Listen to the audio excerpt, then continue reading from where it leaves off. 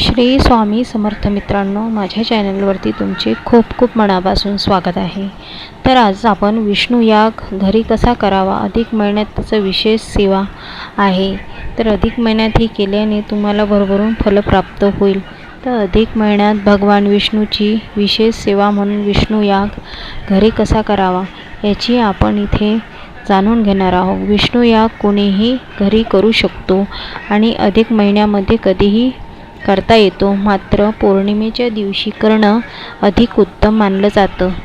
या दिवशी ब्रह्मचर्याचे पालन करावे आणि घरात मांसाहार टाळायचा आहे। विष्णू याग केल्याने मनासारखी नोकरी, लग्न जुळणे, आर्थिक अडचणी दूर होणे आणि घरातील नकारात्मकता नष्ट होण्यास मदत होते। विष्णू याग विधी आणि मांडणी।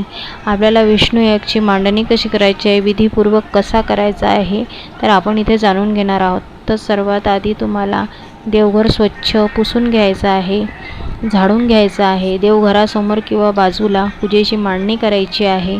तर तुमचं सेपरेट जर घर असेल तर तुम्ही देवघरात करू शकता किंवा बाजूला कुठे आजूबाजूला जागा असेल तिथे तुम्ही तिथे सुद्धा हे करू शकता। तर सर्वात प्रथम आपल्याला दीप प्रज्वलित करून दिव्याची पूजा करायची आहे। त्यानंतर कलशाची स्थापना करून घ्यायची आहे आणि त्यानंतर भगवान विष्णूचा फोटो असेल तर फोटो किंवा त्याचं मूर्ती असेल तर मूर्तीसुद्धा इथे तुम्ही ठेवू शकता। तर पूजेची मांडणी कशी करायची, तर गणपतीचं पूजन, सर्वात आधी गणपतीचं पूजन करायचं आहे। गणपती बाप्पाची स्थापना आणि अभिषेक करायचा आहे। दही, दूध, पंचामृताने त्यांचा अभिषेक घालायचा आहे। त्यानंतर बाळकृष्णाचा अभिषेक करायचा आहे। बाळकृष्णाच्या मूर्तींवर अभिषेक करून त्यांना वस्त्र आणि तुळशीपत्र अर्पण करायचे आहे। त्यानंतर विष्णूचे पूजन करायचे आहे। भगवान विष्णूच्या मूर्तीला किंवा फोटोला गंध, फूल, अक्षदा अर्पण करून नामस्मरण करायचे आहे। त्यानंतर हवन आणि होम कसं करायचं, तर हवन करण्यासाठी हवन कुंड, शेणाच्या गवऱ्या, तूप, काळे तीळ, साखर, जव, सौंधा, लाकडं आणि होम हवनची सामुग्री, आवश्यक असल्यास अग्नी प्रज्वलित करून त्याला पूजा अर्पण करायची आहे।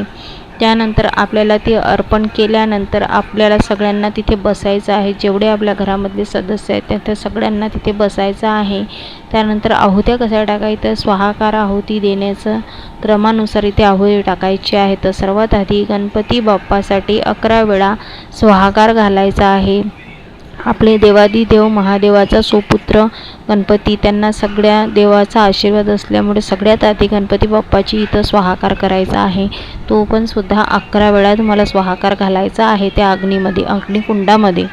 नवग्रह स्तोत्र एकदा पठण करून स्वाहाकार करायचा आहे। नवग्रहाची इथे तुम्हाला शांतता करायची आहे, त्यांचा सुद्धा स्वाहाकार तुम्हाला 11 वेळा करायचा आहे। त्यानंतर पुरुष सुक्तांचे एकदा पठण करून त्यांचा सुद्धा तुम्हाला स्वाहाकार इथे 11 वेळा करायचा आहे। त्यानंतर विष्णू सहस्त्रनाम पुरुषोत्तम मास असल्यामुळे विष्णू सहस्त्रनामाचा खूप महत्त्व आहे। तर विष्णू सहस्त्रनाम एकदा पठण करून त्यांचा सुद्धा स्वाहाकार इथे करायचा आहे। त्यानंतर करायचा आहे विष्णू गायत्री मंत्र आणि विष्णूचा इतर मंत्राचा जप करून त्यांचा सुद्धा तुम्हाला 11 वेळा स्वाहाकार इथे अग्निकुंडामध्ये घालायचा आहे।